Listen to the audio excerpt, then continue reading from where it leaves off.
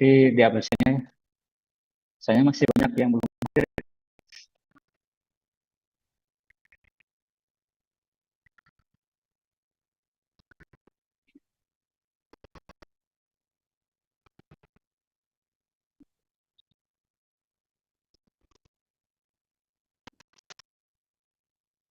Tes kalau di Zoom suara saya sudah terdengar ya.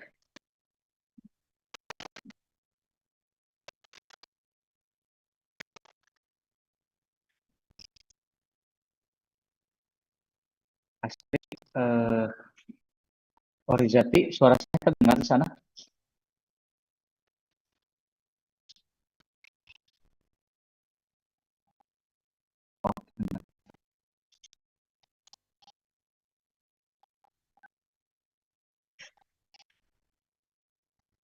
Jadi pada hari ini sesuai dengan eh, agenda kemarin ya, hari ini mempresentasikan tiap kelompok terkait dengan jenis-jenis fotometri ya. Kemarin sudah dibagi 5 kelompok kan ya. Ada yang mau tampil pertama dulu. Kalau yang di online itu dia satu kelompok yang online aja ya, atau ada yang offline ya? Semuanya online ya itu. Atau kita acak aja ya. Kocok ya.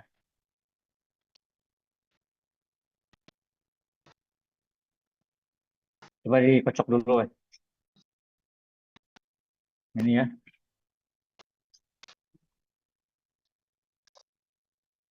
Nah ini untuk tampil yang pertama sama ya kayak tadi. Yang pertama kelompok 5 berarti ya. Berarti sengaja tidak hadir tuh biar nggak pertama ya.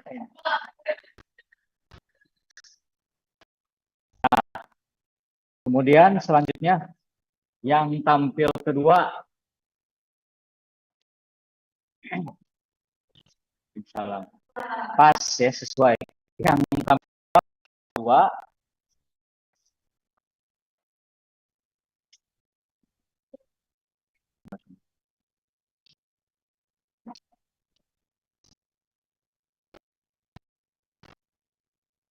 catat ya siapa? Tampil yang ketiga kelompok 1, kemudian yang keempat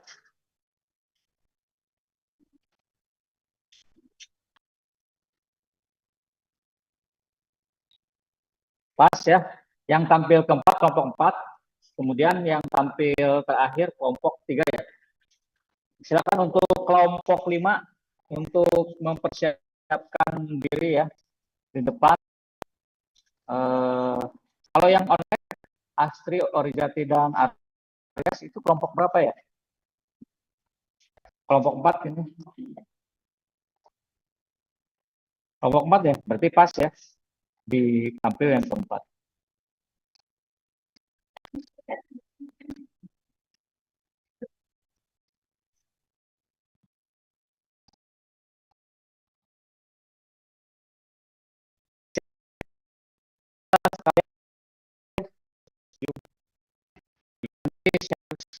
Di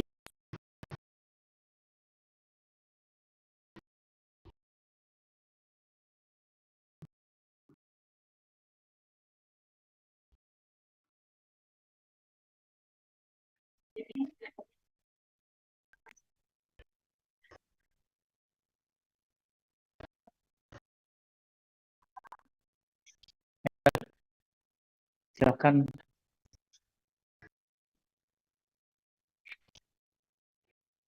Kemudian nanti yang tampil kedua itu kelompok berapa? Kelompok 2 yang dipersiapkan ya. Laptopnya sudah masuk Zoom, jadi nanti tinggal share screen PPT-nya. Belum selesai kelompok 5 ya. Kelompok 5 belum selesai. Ayo ke depan dulu, ke depan dulu.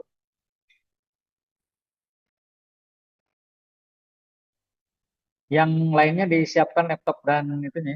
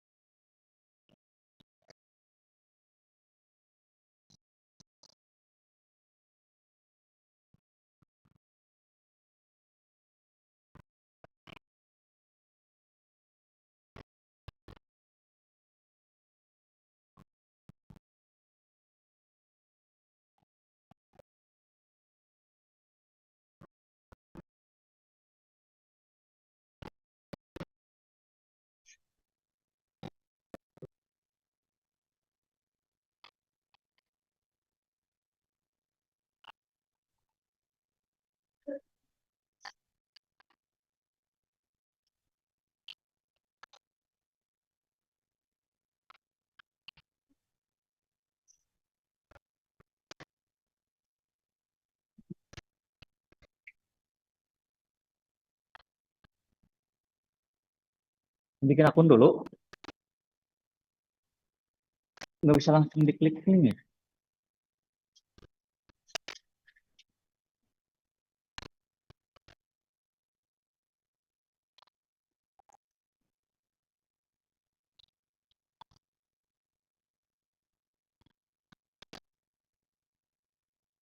Diklik linknya, jadi bukan masuk di aplikasi. Coba, mana tadi linknya?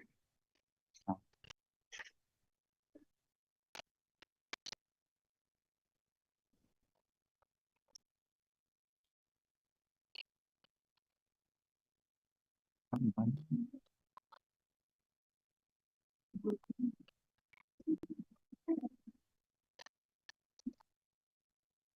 coba kalau itu login bisa nggak?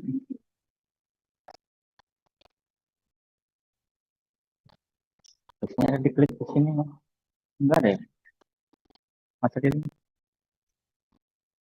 Kalau ada laptopnya, link kan? Oh, emang nggak harusnya ada diklik di sini. Nah, login. Tadi harus kunci dulu Pak. Coba kalau di email yang lain aja Pak. Jadi kayaknya emailnya emang belum terdaftar di Google.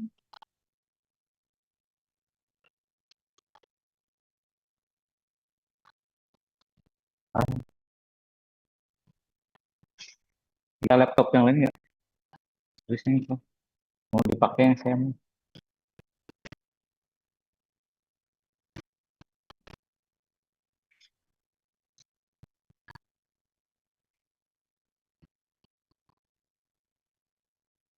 Nah, itu tuh.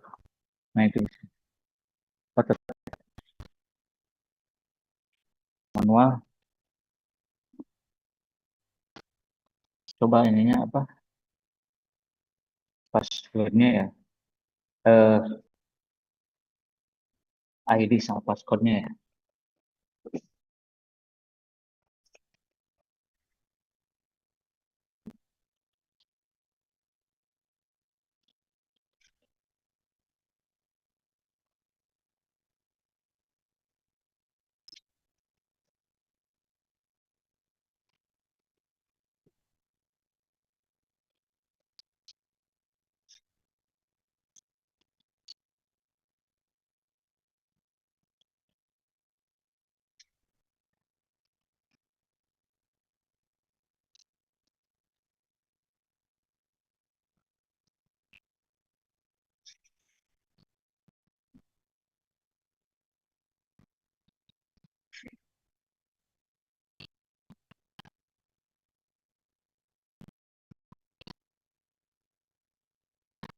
Oh, ini mah nggak pakai password, pakainya link.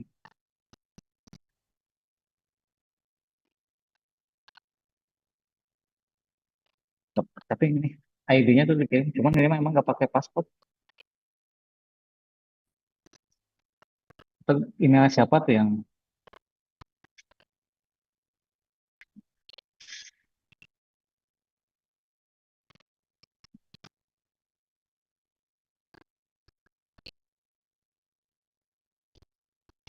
nah itu ID-nya.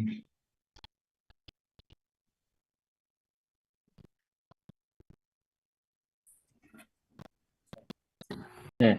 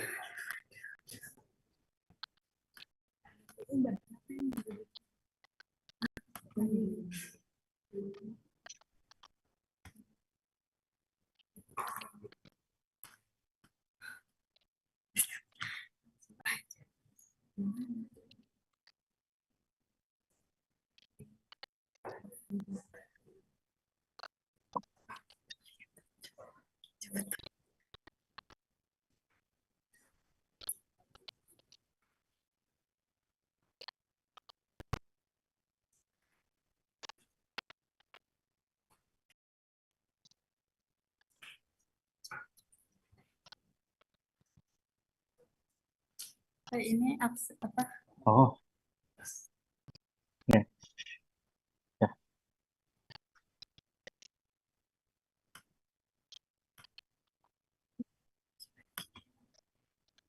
Nanti yang mau login kelompok 2, siapkan sudah masuk Zoom ya? Siapa? Mau pakai handphone ya? Oh, atas nama Dwi ya?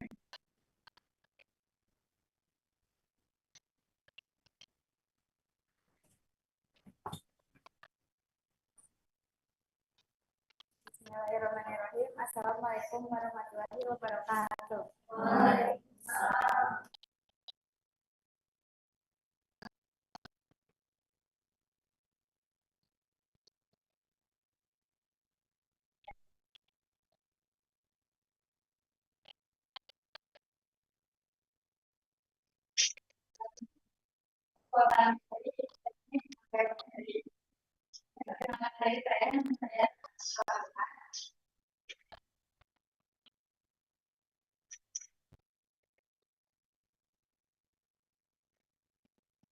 Itunya di unmute.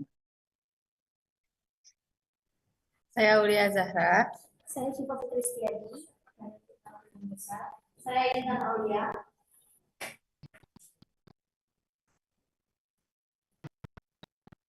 Selanjutnya, untuk penjelasan mengenai pengertian dan prinsip dasar amperometri akan dijelaskan oleh kita.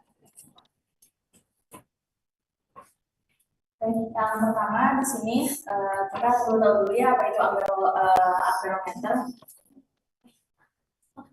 Amperometri. Amperometri ini merupakan suatu metode dalam elektrokimia yang mengukur perubahan arus.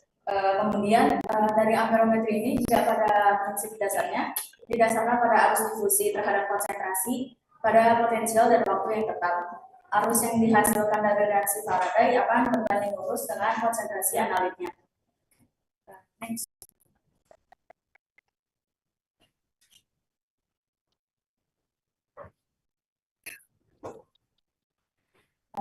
Kemudian ada prinsip kerja dari amperometri.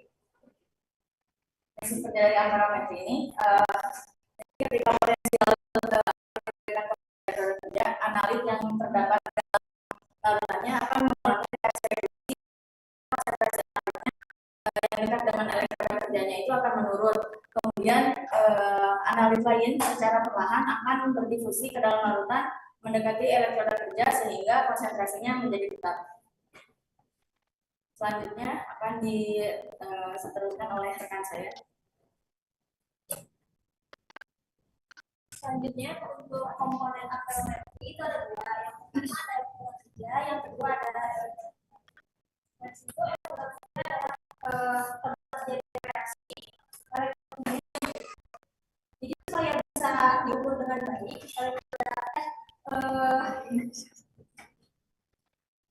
elektroda kerja itu membantu gitu. Elektroda kerja juga harus memenuhi beberapa syarat. Yang pertama itu memberikan respon arus yang berubah. Itu supaya pengukurannya bisa konsisten. Yang kedua memiliki rentang potensial yang lebar sehingga dapat digunakan untuk berbagai jenis reaksi oksidasi maupun reduksi. Selanjutnya memiliki konduktivitas listrik yang baik untuk meminimalkan hambatan dan meningkatkan sensitivitas. Yang terakhir ada permukaannya harus reproducible, artinya dapat dibersihkan atau dipreparasi sehingga memberikan kondisi permukaan yang sama pada setiap pengukuran. Contohnya elektroda kerja itu ada logam PT, logam AU, logam karbon. Terus untuk yang kedua itu elektroda pembanding merupakan elektroda dengan harga potensial setengah sel yang diketahui konstan dan tidak bereaksi terhadap komposisi larutan yang dianalisis dan memberikan potensial yang stabil terhadap elektroda kerja yang dibandingkan. Contoh dari elektroda pembanding itu ada di AG atau APICA. Selanjutnya aplikasi akan dijelaskan. Selanjutnya aplikasi dalam amperometri yang penting itu konstruksi sensor kimia. Amperometri yang pertama dikembangkan untuk melarutkan oksigen dalam darah yang mana kembangkan 1956 oleh LC. Contoh lain pada sensor amperometri adalah sensor glukosa. Saat ini biosensor telah banyak diteliti dan dikembangkan oleh para peneliti dan industri. Dalam dunia biosensor research, topik yang sedang berkembang sekarang ini juga adalah biosensor yang berbasis DNA inner sensor. Kemudian selain itu juga aplikasi dalam amperometri juga ada pada detektor amperometri pada HPLC. Setiap komponen dalam sampel dipisahkan saat melewati kolom. Setelah keluar dari kolom, komponen tersebut akan terdeteksi oleh detektor. Salah satu jenis detektornya juga digunakan detektor amperometri yang disebut juga detektor elektropenia. Kemudian aplikasinya juga ada pada industri farmasi dan makanan. Dan yang terakhir juga ada pada instalasi pengolahan air untuk mengukur kandungan klorin, dioksida, sisa dan kualitas air secara real time. Kemudian pada kelebihan teknik amperometri akan dijelaskan oleh rekan saya. Selanjutnya ada kelebihan dari teknik amperometri. Nah, teknik amperometri ini mempunyai beberapa kelebihan yang banyak diaplikasikan di analisis kimia. Yang pertama itu ada sensitivitasnya tinggi. Artinya amperometri itu mampu mendeteksi analit dalam konsentrasi yang sangat kecil, bahkan hingga tingkat mikro ataupun nanomolar. Nah, sensitivitas tinggi ini menjadikannya ideal untuk pengukuran senyawa penting yang jumlahnya sedikit seperti misalnya glukosa dalam darah atau oksigen yang terlarut dalam lautan. Yang kedua itu ada berlangsung dengan cepat dan juga real time. Maksudnya begitu reaksi elektrokimia terjadi di elektroda kerja, harusnya akan langsung terbaca. Kecepatan respon ini sangat berguna dalam pemantauan proses seperti reaksi biologis atau proses produksi industri yang membutuhkan kontrol terus-menerus. Yang ketiga yaitu alat yang digunakan sederhana dibandingkan dengan instrumen yang lain. Biasanya hanya memerlukan elektroda kerja, elektroda pembanding, elektroda pembantu, dan sumber potensial. Selanjutnya, yang keempat itu teknik amperometri dapat digunakan untuk sampel yang berwarna atau keruh. Nah, hal ini merupakan salah satu keunggulan dibandingkan metode spektrometri yang bisa terganggu oleh warna atau kekeruhan. Karena amperometri mengukur arus listrik bukan absorbansi cahaya. Yang terakhir yaitu banyak sensor amperometri yang bersifat portable dan memungkinkan pengukuran dilakukan secara in situ atau langsung di lapangan. Sensor-sensor kecil ini sering digunakan untuk memonitor kualitas air, mengukur kadar klorin dioksida, atau digunakan sebagai biosensor sederhana yang dapat dibawa kemana saja. Selanjutnya akan dijelaskan oleh rekan saya. Oke, selanjutnya setelah kelebihan tentunya ada kekurangan dari teknik amperometri ini.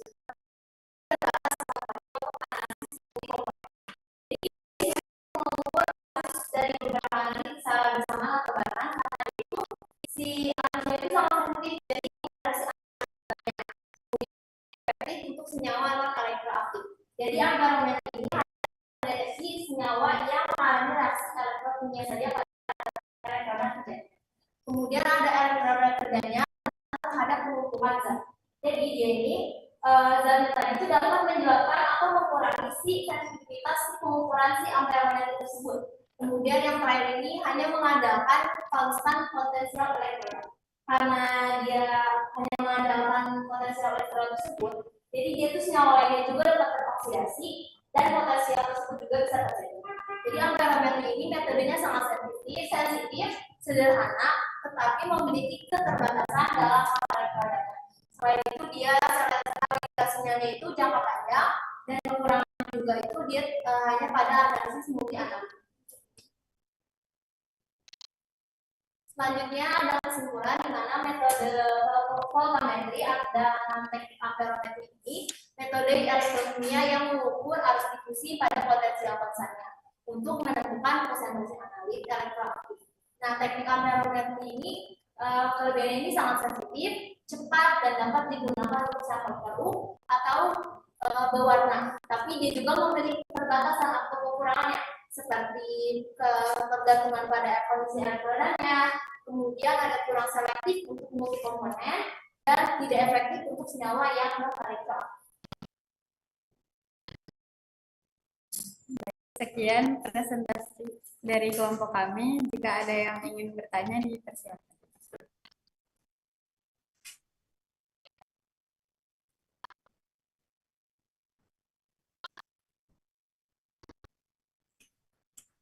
Ada yang mau bertanya dulu? Yang di juga kalau mau bertanya.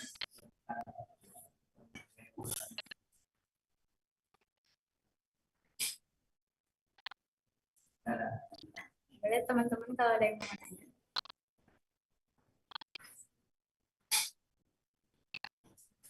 Boleh, silakan. Mana apa aja? Ini agak dekat.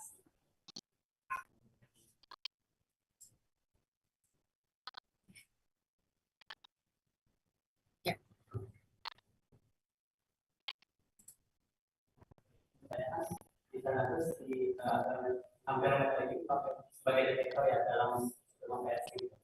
Nah, di dalam PSI itu bagaimana sisi mekanisme kerja amperometer itu?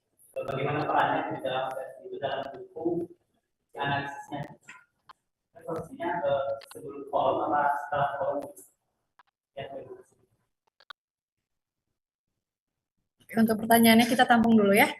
Barangkali ada yang ingin bertanya kembali.